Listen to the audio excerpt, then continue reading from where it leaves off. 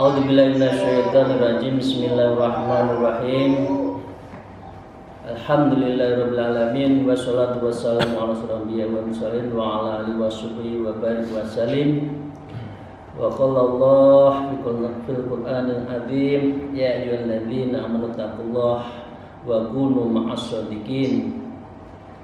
Para salikin, para sahabat saya, kaum ulama, para alim, para habaib, dan juga sahabat-sahabat saya, kolega saya, mari kita memulai meneruskan ngaji Qalbu pada pagi hari ini untuk senantiasa bersyukur pada Allah Subhanahu wa taala. Biqauli alhamdulillahirabbil alamin. Sholawat serta salam semoga tetap terlimpahkan kepada junjungan kita Nabi Agung Nabi Muhammad Rasulullah Sallallahu Alaihi Wasallam. Biqauli Allahumma sholli wa sallim wa barik alaih. Para sahabat saya, pada hari ini kita melanjutkan kitab Ayyuhal Balad, prinsip-prinsip moral, prinsip-prinsip nilai yang harus kita pegang, dan ini menjadi kunci dari Imam Ghazali di dalam mengaruhi kehidupan menuju akhirat. Karena itu di antara kitab-kitab Hujatul Islam Imam Ghazali ini menempati yang banyak dibaca, banyak dipegang. Ya, kalau Ihya Ulumuddin bukunya kitabnya tebal dan banyak yang dibahas. Kalau yang Ayyuhal Balad lebih banyak pada etika moral, dan ini menjadi pegangan kita menuju akhirat. Nah, karena itu saya akan lanjutkan para salikin rahimakumullah. A'udzubillahi minasyaitonirrajim. Bismillahirrahmanirrahim. Wa qala al-mu'allif fi hadzal kitab wa nawabihima fi ulumiha fid darain amin ya rabbal alamin. Wa qala al-Hasan rahimahullah, talabul jannati bila amalin dzambun minadz dzunub. Wa qala aidan alamatul haqiqati tarku mulakhidatin al-amali la tarkul amal. Wa qala Rasulullah sallallahu alaihi wasallam, al-kayyisu man dana nafsahu wa amila lima ba'dal maut wal amhaku manittaba'a hawahu wa tamanna 'ala Allah ta'ala al-maniyah. Para salikin, ini masih di ujung dari bab tentang atau pesan moral yang keempat kalau tidak salah pada hari ini, yaitu tentang ilmu itu harus diamalkan. Orang menuju surga harus menanam dan mempersiapkan diri apa yang harus kita bawa ke surga nanti atau di akhirat. Imam Hasan Bisri mengatakan rahimahullah, tolabul jannah bila amalin dzambun minadz dzunub. Menuntut surga tapi tidak mau beramal, tidak mempersiapkan diri untuk menuju surga, menuju akhirat, itu apa? Dzambun minadz dzunub. Ini sedosa-dosanya manusia. Orang nggak mau berkarya, orang tidak mau bekerja keras, nuntut hidupnya enak, hidupnya penuh dengan keberkahan, itu juga dosa. Karena dia pikirannya bagaimana mendapatkan kekayaan, jabatan itu dengan memotong kawan, menggunting kawan seiring kan, ya, menggunting dalam lipatan. Gimana cara cepat untuk masuk surga, gimana cara cepat bisa sukses, gimana cara cepat punya kedudukan dan sebagainya.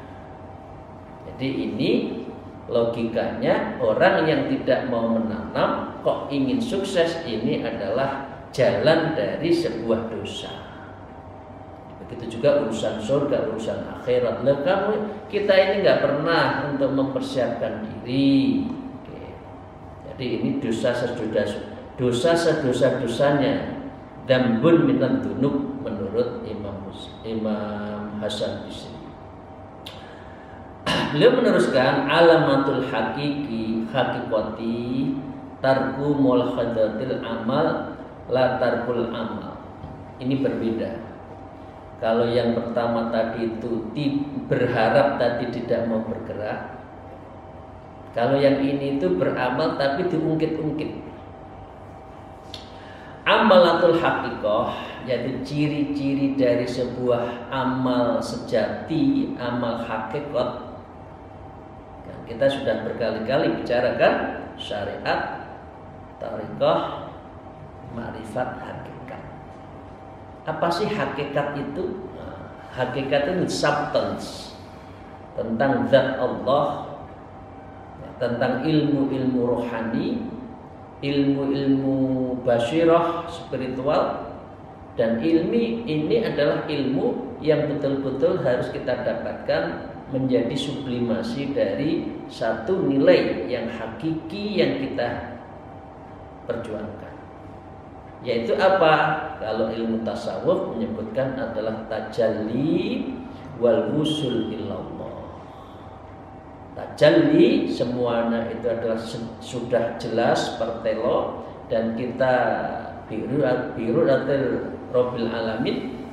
Kita nanti di akhirat bisa berjumpa dengan Allah, melihat Allah. Ya, ini dalam pengertiannya panjang, kalau pengertian melihatnya itu apa, tapi doanya seperti itu. Lah itu hakikat.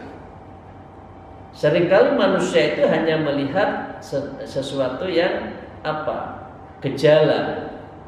Ya, orang mengatakan gejala, oh saya banyak amal, oh ini gejala ini pasti nanti saya masuk surga.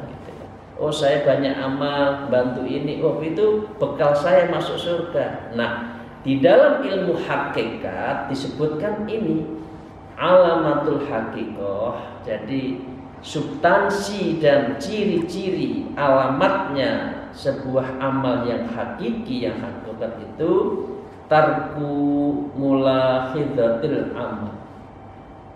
Jadi dia adalah tidak memperhatikan apa yang sudah diamalkan, kebaikannya itu dia tidak lihat. Kita seringkali apa? Bapak-bapak bisa menghitung atau sudah biasa menghitung? Ya, kita sudah beramal jumlahnya sekian, zikir sekian, maka saya punya surplus amal kita seperti ini. Orang hakikat, orang makrifat tidak pernah menghitung apa yang dia lakukan. Ya, dengan demikian dia mengatakan ya tarkul mulahidzatil amal. Nggak peduli kita itu sudah amal apa saja, sudah membantu siapa saja, tangan kanan memberi, tangan kiri lupa. Itu ya para salikin, sahabat-sahabat saya, kita itu di dalam beramal bukan kantor akuntan publik yang mencatat semua keluar masuknya uang. Ya, LRA-nya, laporan realisasi anggarannya dicatat, CLK-nya dicatat, ya. Kemudian surplus, defisit, minus itu dicatat. Enggak. Kalau di dalam ilmu hakikat, orang makrifat itu dia tidak pernah menghitung terhadap apa yang kita lakukan. Tapi la tarkul amal. Tetapi kita orang hakikat itu tidak meninggalkan beramal, beribadah. Nah, kalau kita itu seringkali kan masih sibuk dengan menghitung amal kita. Orang yang sudah biasanya ini semua profesinya akuntan, mencatat semua. Padahal belum tentu apakah kita itu punya defisit atau punya surplus, kita nggak tahu. Nah, yang penting itu latarul amal. Jangan berhenti Anda kita itu beramal soleh, ya amal soleh, ya menjadi orang ihsan dan sebagainya itu. Nggak usah dihitung-hitung. Oh, masjid itu saya bantu. Oh, ini naik pangkat karena saya. Oh, iya, nggak usah. Usah. Karena kalau itu yang dihitung, itu nanti penyakit hatinya, ya nafsu lawamah, nafsu natiqahnya itu muncul sehingga bersemayam iri, dengki, hasad, ya, dia takabur, itu menjadikan amal-amal kita itu menjadi hangus. Jadi sekali lagi, orang hakikat itu adalah tidak menghitung amalnya, ya, tetapi tidak meninggalkan amal. Kita biasanya orang syariat, orang yang syariat sibuk menghitung amal, ya, males untuk melakukan amal. Wah, aku masih punya surplus kok. Amal saya masih banyak, jadi nggak usah ibadah lagi. Udah. Jadi ini ya para salikin, para sahabat saya, itu Imam Hasan Bisri. Nah, ini Rasulullah. Wa qala Rasulullah sallallahu alaihi wasallam, dan bersabda Rasulullah sallallahu alaihi wasallam apabila berkata buat kita, al-kayyisu man dana nafsahu wa amila lima ba'dal maut. Orang yang cerdas, man dana nafsahu, orang yang dapat menundukkan nafsahu, nafsunya, wa amila, dan dia beribadah, beramal, lima ba'dal maut, yaitu dia mempersiapkan sesuatu amal itu untuk apa? Setelah kematian. Nah, ini orang cerdas. Nah, kita itu tidak manusia pada umumnya.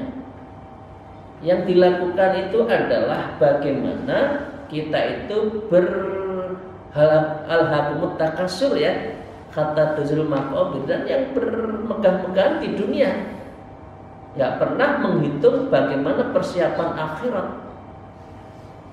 Nah, ini adalah tidak menjadi orang yang cerdas. Tapi wal ahmaqu minat man ittiba'a hawahu wa tamanna Allah ta'ala amani.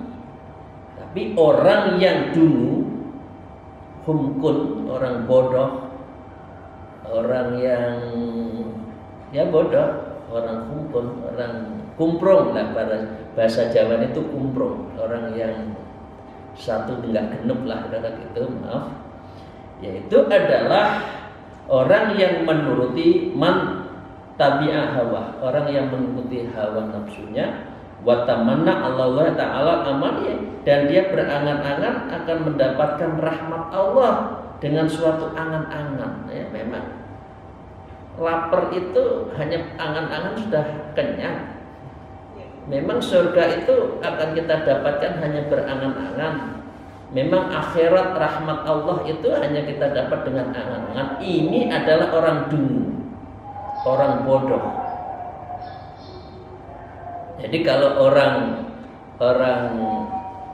cerdas itu orang yang mempersiapkan dirinya, amalnya itu untuk akhirat setelah mati.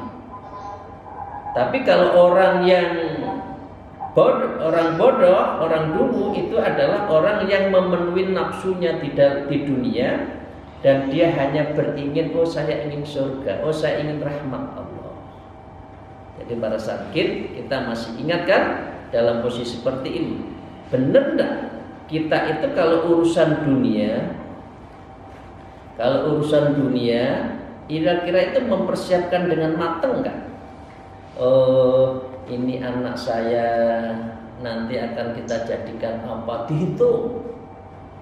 Oh, kita mau rekreasi 10 hari, pakaiannya berapa, kopernya yang mana, ya makanannya cukup berapa hari, hotelnya berapa, terus bawa sangu berapa.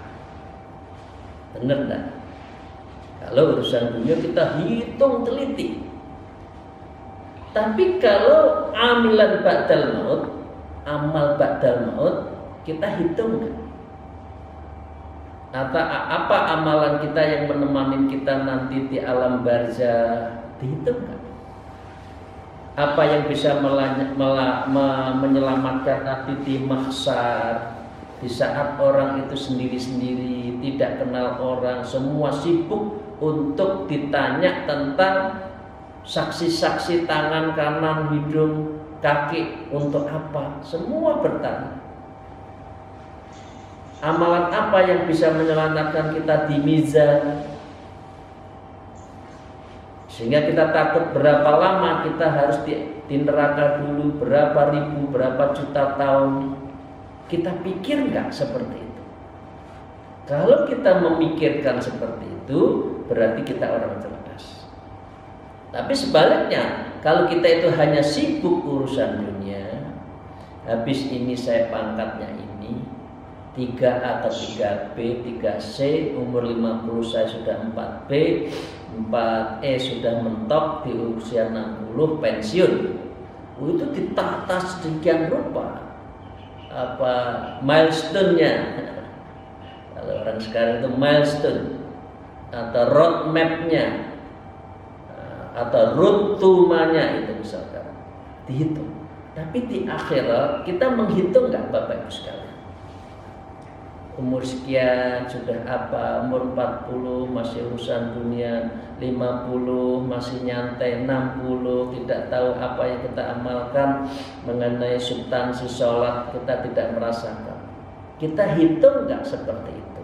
Nah, karena itu ini yang kita minta oleh Rasulullah, yang diminta Rasulullah, ayo kita jadi orang pinter, ayo kita persiapkan akhiratnya.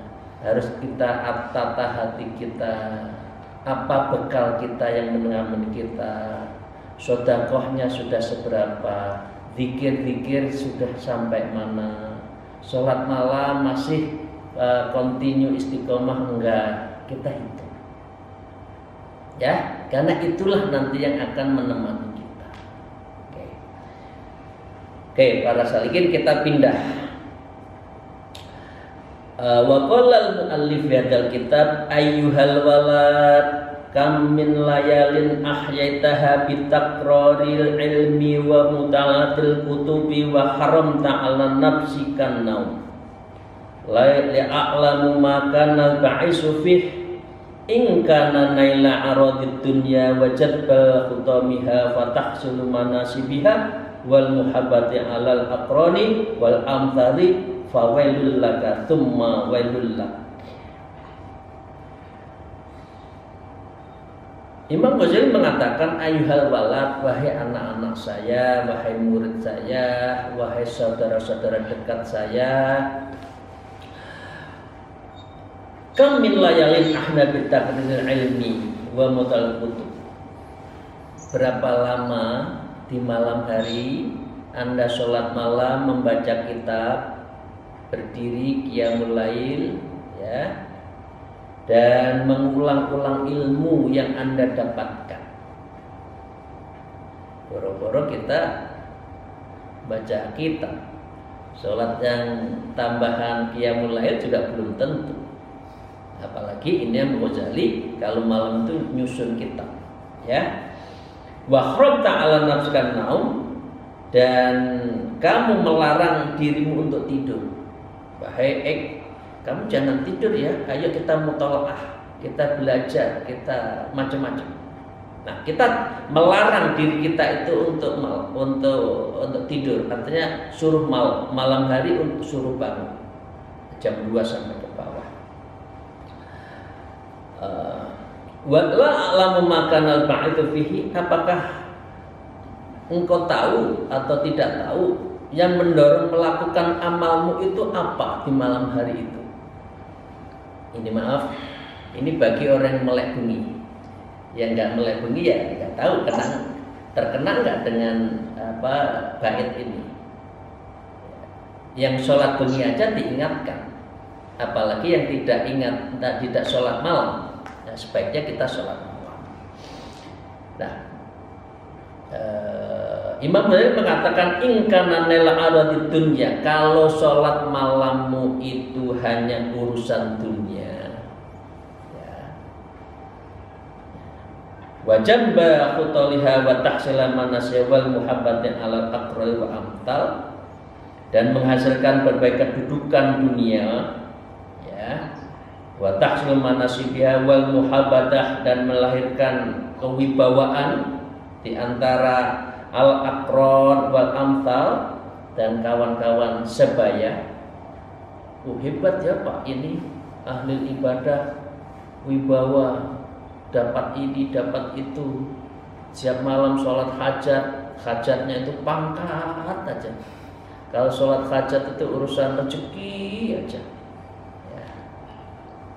Misalkan itu apa yang dikatakan oleh Imam Ghazali, fawailul laka tsumma wailul laka.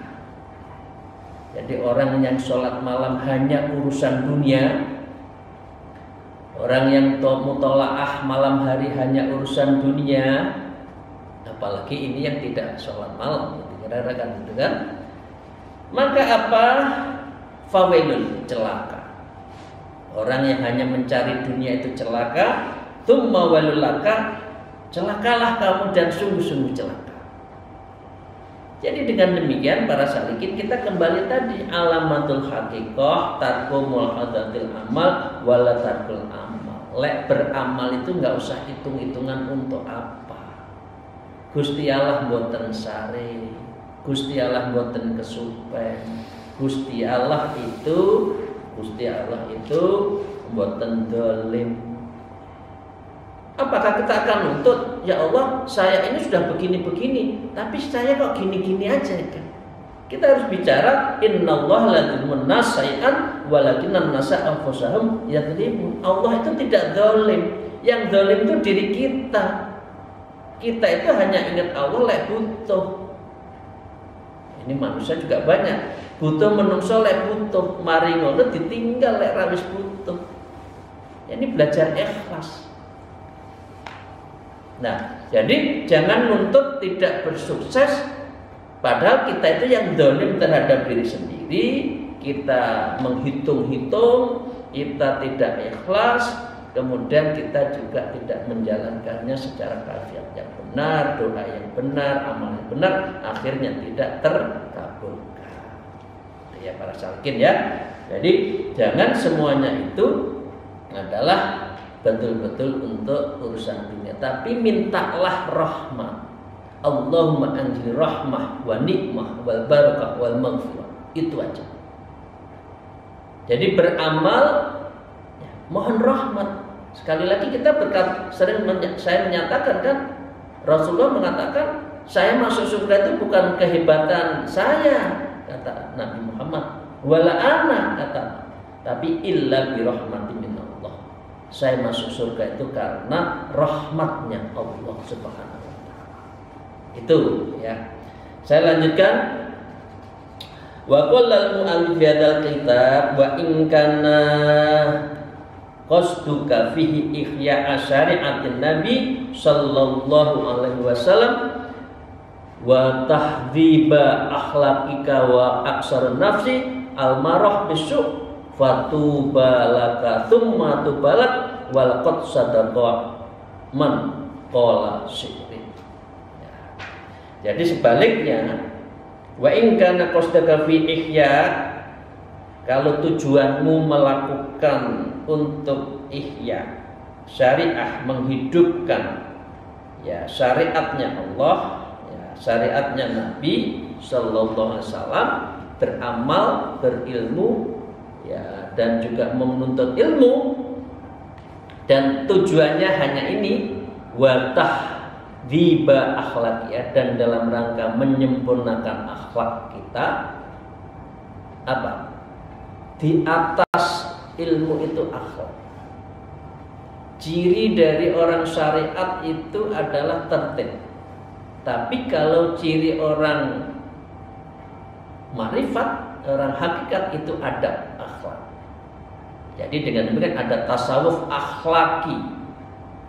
Kalau orang ahli tasawuf banyak, itu falsafati. Tapi intinya kita harus akhlaki, ya. Wa kasrun nafsul amarah, dan kamu itu belajar ibadah dan lain sebagainya itu untuk memperkecil, mematahkan nafsu amarahmu. Nafsu amarah pasti amarah itu bisu, ya. Maka dengan demikian fatur balaka tsumma balaka, maka beruntunglah kamu, dan kamu adalah orang yang paling beruntung. Dua cara akhlak kita, dan dalam rangka kita mematahkan dari apa? Dari nafsu-nafsu kita. Jadi di dalam satu syair disebutkan walaqad sadaqa man qala syi'rin. Syair itu mengatakan saharul uyuni li ghairi wajhika dha'i wa buka'uhunna li ghairi faqtika batil. Di dalam syair itu mengatakan jika melekmu, ya, atau kamu itu bangun malam, ya, berbagai mata selain zatmu itu adalah dha'ikan, sia-sia. Wa buka'uhunna li ghairi faqtika batilan, dan tangismu berbagai di malam hari, ya, karena apa? Untuk selain kehilangan ibadah kepadamu, artinya Allah, itu adalah kesalahan.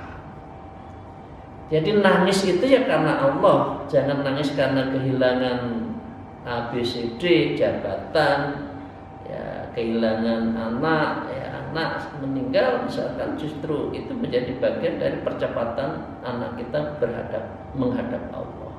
Tapi seringkali kalau urusan dunia kita nangis, tetapi kalau urusan akhirat kita tidak nangis, ya. Itu ya para salikin, ya. Ini adalah bagian dari apa yang kita kerjakan pada malam hari. Intinya harus ikhlas. Salikin, saya akan memulai dari pesan moral yang selanjutnya. Wa qala alif ayyuhal walad Aisyah masyita fa innaka mayyitun wa ahbib masyita fa innaka mufariquhu wa amal masyita fa innaka majjijun bihi. Ayyuhal walad ayyu syai'un hasilul laka minan tahsin ilmil kalam wal khilafi wat tawarini wal as'ari wan nujumi wal urudi wan nahwi wat tasrif qad ta'dil umri bi khilafin dillil jalal. Ini kritik buat kita. Ayyuhal walad, wahai anak-anakku, ya, Aisyah masyita, hendaklah kamu mau semaumu, terserah deh. Mau urusan dunia monggo, urusan jabatan monggo, urusan kekayaan monggo, ya. Fa innaka mayyitun, Anda mayat. Kekayaan itu Anda bawa, harta itu akan menemani kita, kekayaan akan kita bawa, mobil-mobil kita bawa, enggak. Fa innaka mayyit, Anda itu nanti mati. Jadi jangan urusan dunia saja. Wa ahbib masyita fa innaka mufariqatun wa amal masyita fa innaka mujjin bihi. Dan cintailah apa yang kamu cintai, terserah, karena sesungguhnya kamu juga akan berpisah. Apa? Dunia bisa, anak istri bisa, ya. Kita ditinggal dunia atau kita meninggal dunia, kita aja sendiri-sendiri. Loh, kita itu kok sangat gandrung dengan urusan dunia. Katakan gitu, ya. Semau mudah terserah. Mau cinta kepada dunia, jabatan, hujujah, ya monggo, silahkan, ya kan? Maka setelah itu, ya, wa'mal masyita fa innaka mujjin bihi, maka karena sesungguhnya kamu akan dibalas dengan sebabnya. Kalau urusan dunia ya kamu di urusan dunia. Kalau urusan jabatan kamu nanti ditemani dengan hal-hal seperti itu. Kita ditutup Ini maaf para ilmuwan ya. Ayyuhal walad, wahai walad, ayu syai'un hasilul laka min atasna ilmil kalam. Apa sih hasilnya dari ilmu kalam? Karena kan gitu kan? Karena Imam Ghazali itu semua ilmu dia pelajari. Ya, ahli apa saja, filsafatnya, ilmu kalam, ilmu fisika, kimia, beliau ahli. Beliau sampai pada kesimpulan ayyuhal walad ayyusain hadlaka tasna ilmul kalam. Ya, apa artinya ilmu teologi kalam? Wal khilafi, dan ilmu-ilmu untuk diskusi, debat. Ya. Wal as'ari wan nujum, dan ilmu-ilmu perbintangan, ilmu-ilmu syair, ya, ahli prosa ya, puisi. Wal urudi, dan ilmu-ilmu arud, yaitu ilmu tentang syar'i, tentang pengambilan keputusan, ya, an-nahwu, ilmu nahwu, itu yang digembar-gemborkan banyak orang. Was tasrif, dan ilmu syaraf. Ghairu tadhina umri bihafidhil jalal, selain kamu hanya menjadikan waktu, menyalahi perintah Allah, zat pemilik kemuliaan. Intinya kamu Allah. Kepintaran ini bukan keunggulan. Kehebatan seseorang itu bukan sesuatu yang hebat di mata Allah.